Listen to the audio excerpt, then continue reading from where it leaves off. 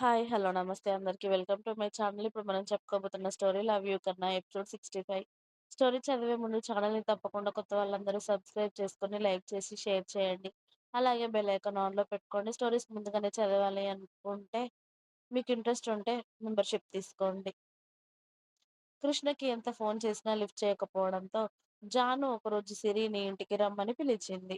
వెంటనే సిరి జాను రమ్మంది అని చెప్పి ఇంట్లో జ్యోతి గారికి చెప్పి జాను దగ్గరికి వెళ్ళడంతో జాను డోర్ క్లోజ్ చేసి సిరిని పట్టుకొని చాలా ఏడుస్తుంది.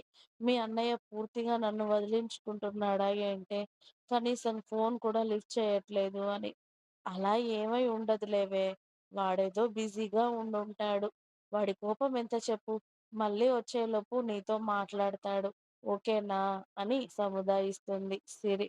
సిరి, మనం కాస్త బయటికెళ్ళాలి.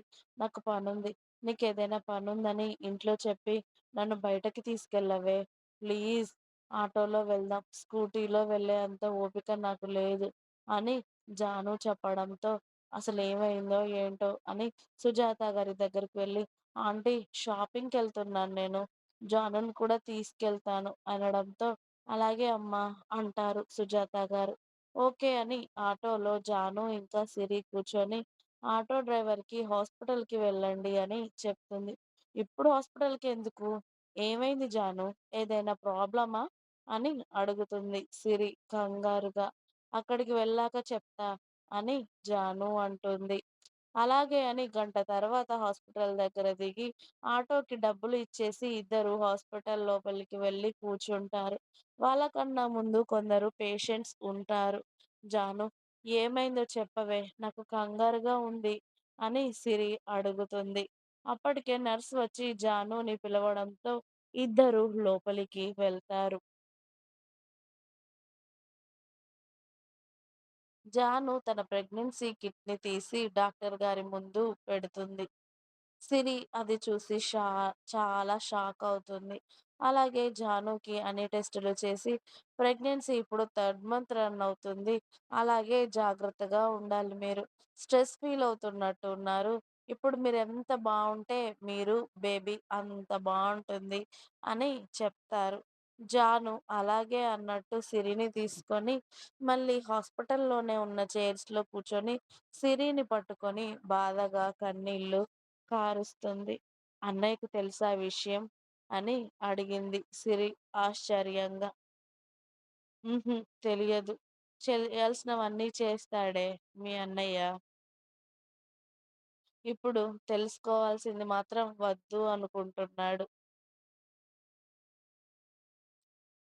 పెళ్లి చేసుకున్నాడు. కాపురం చేశాడు. ఇప్పుడు నాకు ప్రెగ్నెన్సీ వచ్చాక వదిలేస్తాడు అనుకుంటానే మీ అన్న" అని విరక్తిగా అంది జాను. "ఏంటి? పెళ్లి కూడా అయిందా?" అంటుంది సిరి షాక్‌లో. "హ్మ్. అయింది" అని ఆమె తాళి తీసి సిరికి చూపెడుతుంది జాను. "ఇదెప్పుడు జరిగిందే?" ఇక్కడ వీళ్ళిద్దరికీ తెలియని విషయం ఏంటంటే, కృష్ణ ఆల్రెడీ ఊర్లోకి వచ్చాడు. అలాగే హరీష్, జాను ఇంకా సిరి హాస్పిటల్‌కి వెళ్ళడం చూసి, ఆ మ్యాటర్ కృష్ణకి కూడా షేర్ చేయడంతో, వెంటనే కృష్ణ ఇంటికి వెళ్ళకుండా డైరెక్ట్‌గా హాస్పిటల్‌కి చేరుకుంటాడు. కృష్ణ అక్కడికి వచ్చి జాను ఆఖరిగా అన్న మాటలు విని, కోపంగా జాను చేయి పట్టుకొని, సిరి, హరీష్ ఉన్నాడు. నువ్వు ఇంటికి వెళ్ళిపో. నేను ఇంటికొస్తాను అని జానుని తీసుకొని కార్‌లో పడేసి ప్రగతి నగర్‌లో ఉన్న ఇంటికి తీసుకువెళ్తాడు. కోపంగా కృష్ణ చేతుల్లో నుండి ఆమె చేయి విడిపించుకొని ఏడుస్తూ కార్‌లో కూర్చుంటుంది జాను.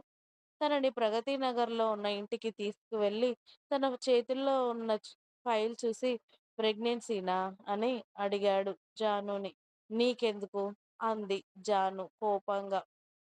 "చెప్పు జాను, తిక్క లేపకు నాకు." అవును. ప్రెగ్నెన్సీనే. కానీ నీకు ఎలాగో నేనున్నానా, చచ్చానా అవసరం లేదు కదా! ఇప్పుడు నేను ప్రెగ్నెన్సీ అయితే ఏంటి, చస్తే నీకేంటి? నాకు ప్రెగ్నెన్సీ అని తెలిసే అబార్షన్ చేయించుకోవడానికి హాస్పిటల్‌కి వెళ్ళాను. చాలా అని అరుస్తుంది జాను కృష్ణ మీద కోపంతో. అబార్షన్ అని వినడంతోనే కృష్ణకి ఎక్కడ లేని కోపం వచ్చి జానుని కొట్టాలి అని చేయి లేపి ఆమె చెంప వరకు తీసుకెళ్ళిన వాడు కోపంగా అతడి చేయిని మళ్ళీ గోడకి గుద్ది, ఎందుకే అలా మాట్లాడి నాకు పిచ్చి లేపుతున్నావు? అసలేమైంది నీకు? అని అరిచాడు. నాకేమవుతుందిరా? నాకేం అవ్వదు. నీకే పిచ్చి లేచి ఇలా మాట్లాడుతున్నావు. ఇన్ని రోజులు ఉన్నానో, చచ్చానో అవసరం లేదు. నన్ను పట్టించుకోలేదు. ఇప్పుడు నా ప్రెగ్నెన్సీ విషయం తెలిసి, నీ బిడ్డ నాలో పెరుగుతుంది అని తెలియగానే, ప్రేమ పుట్టుకొచ్చిందా నా పైన? అని అరిచింది జాను కోపంగా. అంటే నా బేబీ మీద ప్రేమే కానీ, ముందు నుండి నీ మీద ప్రేమ లేదా నాకు?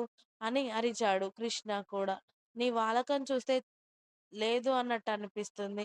నన్నేదో నీ అవసరం కోసం వాడుకున్నట్టు అనిపిస్తుందిరా అని జాను మోకాళ్ళ మీద కూర్చొని ఏడుస్తూ ఉండడంతో ఆమెను అలా చూసి కృష్ణకి కూడా కాస్త బాధగా అనిపిస్తుంది.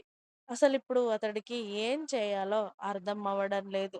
అతడు ఇంటికి వచ్చాక ఇద్దరి ఇళ్లల్లో మాట్లాడాలి అని అనుకున్నాడు. కానీ ఇప్పుడు ఉన్న పరిస్థితుల వలన ఖచ్చితంగా జాను వాళ్ళ నాన్నగారు వాళ్ళ పెళ్ళికి ఎట్టి పరిస్థితుల్లో కూడా ఒప్పుకోడు అని తెలుసు కృష్ణకి. జాను అలా ఏడుస్తూ ఉంటే కృష్ణ చూడలేక ఏడవకే ఇక అని జానుని హత్తుకోవడంతో వదులు అని కృష్ణ కౌగిలిలో నుండి గింజుకుంటూ ఉంటుంది జాను ఏడుస్తూ. ఇంకా ఉంది. మీకు నా స్టోరీస్ నచ్చినట్టయితే ప్లీజ్ లైక్ చేయండి, షేర్ చేయండి. అలాగే ఛానల్‌ని తప్పకుండా కొత్త వాళ్ళందరూ సబ్స్క్రైబ్ చేయండి. Please subscribe my channel. Thanks for watching my video. By by. Please like, share and subscribe.